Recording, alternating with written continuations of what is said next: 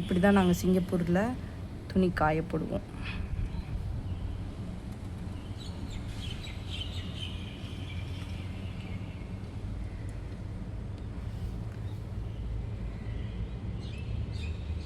இந்த மாதிரி தான் எல்லா வீட்லேயும் போட்டிருப்பாங்க. ஓகேவா, ஒவ்வொரு பில்டிங்ஸ்க்கும் இந்த மாதிரி வந்து இருக்கும். ஸோ அதில் தான் அந்த ஸ்டாண்டில் தான் வந்து துணி காய போடணும்.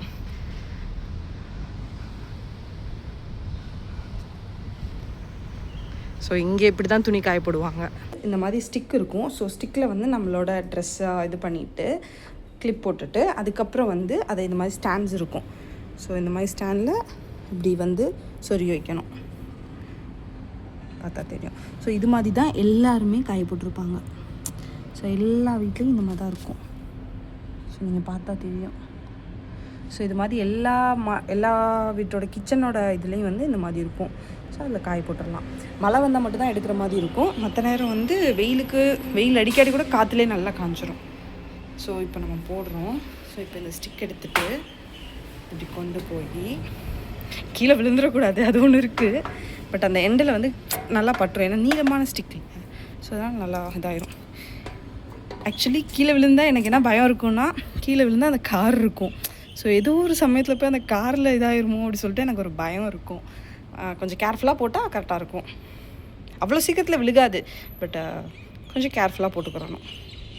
இந்த மாதிரி போடுறதுனால ஒன்று என்ன பெனிஃபிட்னா, இது ஸ்பேஸ் பாருங்களேன். லைக் வந்து எல்லா வீட்டுக்குமே அந்த வெயில் பட்டு அந்த துணியெல்லாம் நல்லா காஞ்சிரும். மழை பெஞ்சால் மட்டும் நம்ம உள்ளே எடுக்கிற மாதிரி இருக்கும். மற்றபடி வந்து ஸ்பேஸ் வந்து இங்கே எவ்வளோ தூரம் அந்த ஸ்பேஸை யூட்டிலைஸ் பண்ணலாம் அப்படின்றத பிளான் பண்ணி. ஏன்னா சிங்கப்பூர் வந்து ஆக்சுவலி சின்ன கண்ட்ரி தான். ஸோ அதில் வந்து எப்படி ஸ்பேஸை யூட்டிலைஸ் பண்ணலாம். இப்போ ஒரு வீடுனா அதில் எல்லா ஃபெசிலிட்டிஸும் இருக்கணும். அதே சமயம் அந்த ஸ்பேஸை வந்து எப்படிலாம் யூட்டிலைஸ் பண்ணலாம் அப்படின்ற யோசிப்பாங்க. ஸோ இப்போ பக்கத்தில் வீடு இருக்குது, இங்கே சன்லைட் கம்மியாக இருக்குமா அப்படிலாம் இல்லை. லைக் நல்ல ஏர் ஸ்பேஸாக அந்த மாதிரி இது பண்ணியிருப்பாங்க. சப்போஸ் இப்போ மழை பெய்யுது, வெயில் அடிக்குதுன்னா காற்றடிக்கிறதுனால நல்லா காஞ்சிரும். மழை பெய்யுது அப்படின்னா நம்ம உள்ளே எடுத்து இந்த மாதிரி வந்து கிச்சனுக்குள்ளே இருக்கும். ஸோ இதில் வந்து ஸ்டிக்ஸை வந்து இந்த எண்டு டு இந்த எண்டு வந்து அந்த ஸ்டிக்ஸை வந்து இது பண்ணிடணும். அப்புறம் இந்த மாதிரி வீட்டுக்குள்ளேயும் காய வச்சுக்கலாம். ஸோ இந்த மாதிரி ஸ்டாண்ட்ஸ் இருக்கும். ஸோ இதில் வந்து நம்ம வீட்டுக்குள்ளேயும் காய வச்சுக்கலாம். லைக் ஹாலில் அந்த மாதிரி காய வச்சுக்கலாம். அப்புறம் இந்த மாதிரி ஸ்டெப்ஸ் கிட்ட ஒரு ஸ்டாண்ட் வச்சு அதுலேயும் காய வச்சுக்கிடுவாங்க.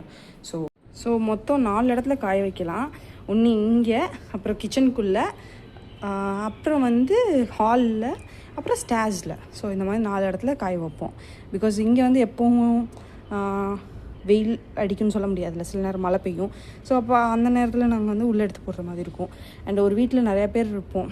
ஸோ ஷேரிங்கில் இருக்கும் போது ஸோ அதுக்கேற்ற மாதிரி வந்து நிறைய துணி சேர்ந்துச்சுன்னா அப்போ எல்லா இடமே ஃபுல்லாகிடும். சில நேரம் மழை காலமாக இருக்கும் போதில் எல்லா இடமே ஃபுல்லாக இருக்கும். இங்கே வந்து இப்படி தான் துணி காயப்படுவாங்க. Thank you for watching this video. See you on the next video. Bye bye.